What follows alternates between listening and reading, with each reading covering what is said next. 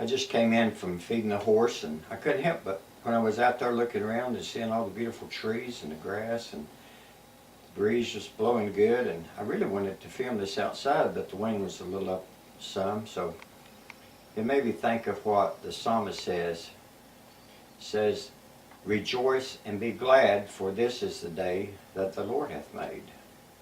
And also I thought another part of the scripture where it says, "The earth is the Lord's and the fullness thereof." Then that made me think, each day that we live, we need to be so happy and cheerful in our life, because everywhere we look, we see a creation that the Lord has made, and He's made it for us to enjoy ourselves.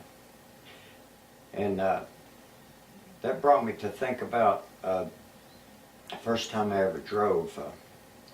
I'm sure if you've ever ridden with someone and got your license, I remember they failed to tell me about road rage.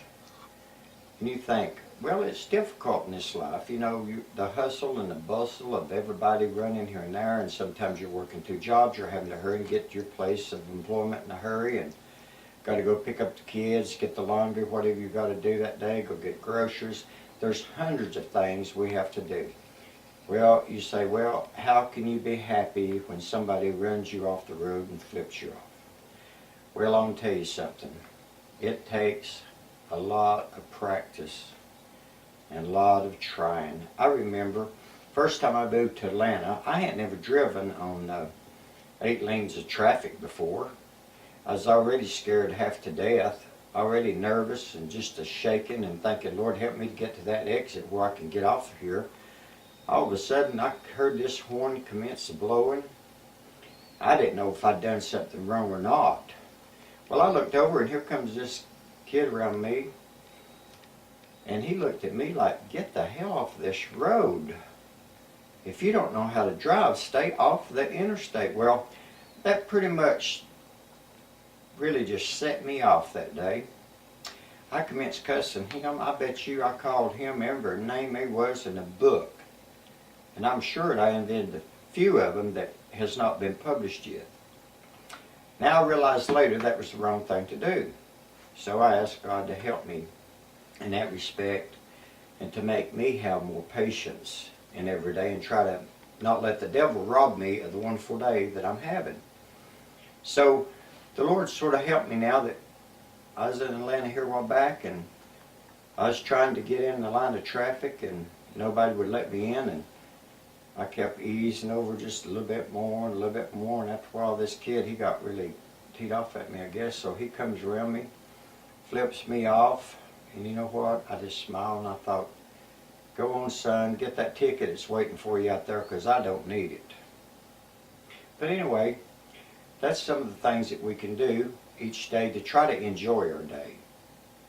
I was thinking also, as us as Christians sometimes, and I'm talking about myself, I can remember I used to wake up and think, oh Lord, it's another Monday. Or go look outside and say, oh, it's pouring the rain again. I hate rainy days.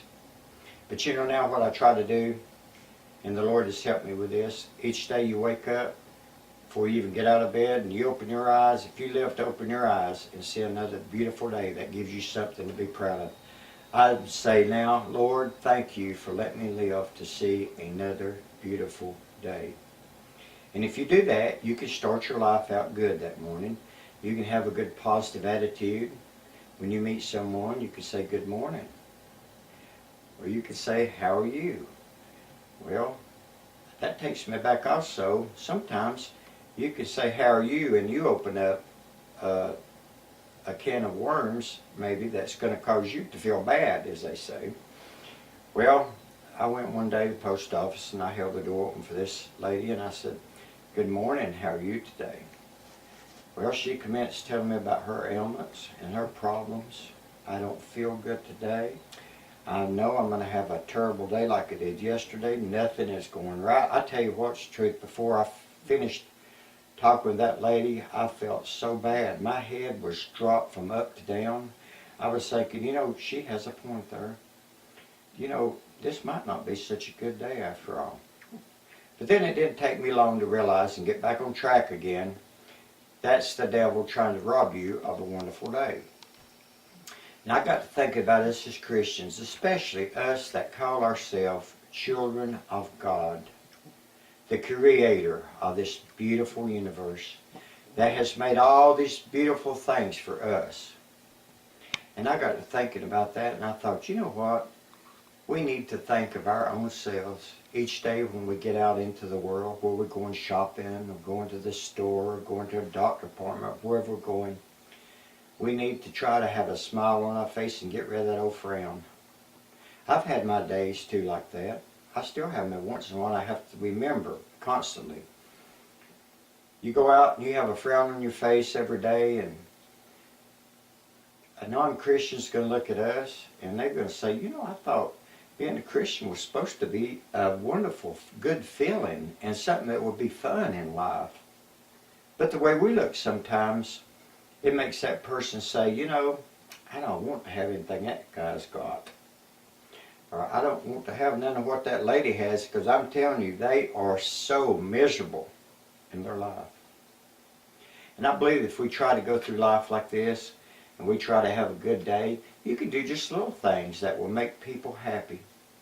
Hold that door open sometime at the post office for that person, especially that elder person, maybe it's on a walker or a cane. Don't rush around them. Give them time and space.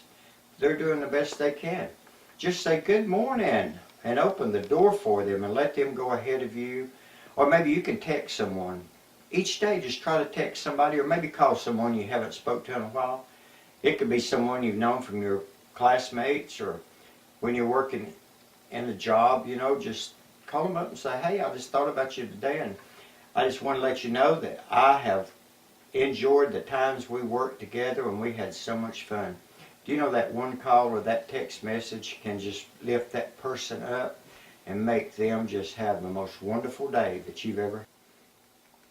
So if you do just a small good deed to someone, visit someone in the community or something. If you don't have the time to visit, maybe when you can and you cook a big meal for your family. I have the worst time cooking small amounts. I grew up in a big family, and when Mom cooked, she would cook some of the biggest. Well, we could feed 10, 20 more people if they happened to come in and still have stuff left over. So I still have that problem. Well, I tell you what, I've solved that problem, because I just go ahead and cook like I'm cooking for 10 or 12 people, and then I take some to my neighbors that are sick, or some of them that are not hardly able to cook a good meal. You know, after a while, they're making some wonderful frozen dishes now that taste really good. But if you eat them day in and day out, you get tired of that, and you want some good old home-style Southern cooking. So if you just do those things each day, I know that you will be just like the psalmist. That day you will go through that whole day having a lot better day. And at the end of the day, you can truly say in your heart, this is the day that the Lord hath made. And I have been good, and I have been glad, and I have enjoyed it. Thank you very much.